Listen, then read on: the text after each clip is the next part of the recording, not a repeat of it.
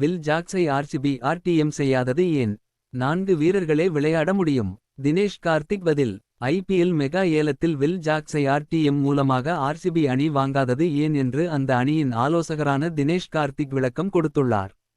Bill salt, Livingstone மற்றும் Tim David ஆகிய 3 வீரர்களும் இருக்கையில் எதற்காக வில் ஜாக்ஸை ஆர்டிஎம் செய்ய வேண்டும் என்றும் கேள்வி எழுப்பியுள்ளார். ஐபிஎம் மெகா ஏலத்தில் ஆர்சிபி அணியின் செயல்பாடுகள் ரசிகர்களிடையே கடுமையான விமர்சனத்தை சந்தித்து வருகிறது. இந்திய அணியின் நட்சத்திர வேகப்பந்து வீச்சாளரும் ஆர்சிபி அணியின் முக்கிய வீரருமான முகமது சிராஜை தக்க வைக்காமல் குஜராத் அணிக்கு தாரை வார்த்தது.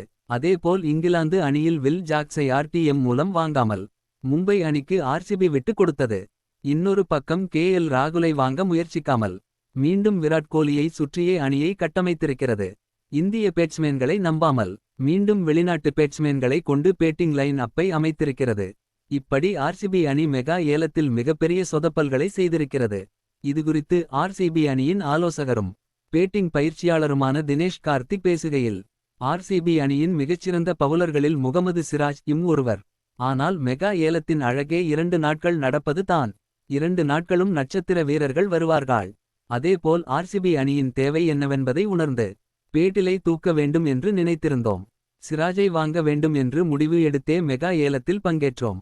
ஆனால் ஒரு கட்டத்தில் சிராஜின் மதிப்பு உயர்ந்து கொண்டே போனது. மெகா ஏலத்தின் போது இரு அணிகளுக்கு இடையிலான போட்டியில் இருக்கும் போது கொஞ்சம் கூடுதலாக பணம் செலவழித்தாலும் சிக்கல் ஏற்படும். அதுதான் முகமது சிராஜை ஆர்டிஎம் மூலம் வாங்க முடியாததற்கு காரணமாக அமைந்தது. அதேபோல் வில் ஜாக்ஸை ஆர்டிஎம் மூலம் ஏன் வாங்கவில்லை என்று பலரும் கேட்பது அதிர்ச்சியாக உள்ளது. ஏனென்றால் ஆர்சிபி அணியின் டாப் ஆர்டருக்கான பில் சால்ட் வாங்கியுள்ளோம். மிடில் ஆர்டரில் மேக்ஸ்வெல் இடத்தை நிரப்ப லிவிங்ஸ்டன் கொண்டு வரப்பட்டார். அதேபோல் ஃபினிஷர் ரோலில் டிம் டேவிட் கொண்டு வரப்பட்டிருக்கிறார். அதுமட்டுமல்லாமல் பவுலிங்கில் ஹேசல்வுட் வாங்கப்பட்டுள்ளார். இதனால் வில் ஜாக்ஸை வாங்க வேண்டும் என்பது தேவையில்லை என்று நினைக்கிறேன். ஏனென்றால் ஒரு அணியில் 4 வெளிநாட்டு வீரர்கள் மட்டுமே விளையாட முடியும்.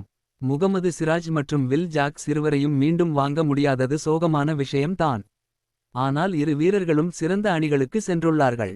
அவர்களுக்கு வாழ்த்துகள் என்று தெரிவித்துள்ளார் தினேஷ் கார்த்திக். சமூக வலைதளத்தில் இந்த செய்தி உலாவருகிறது.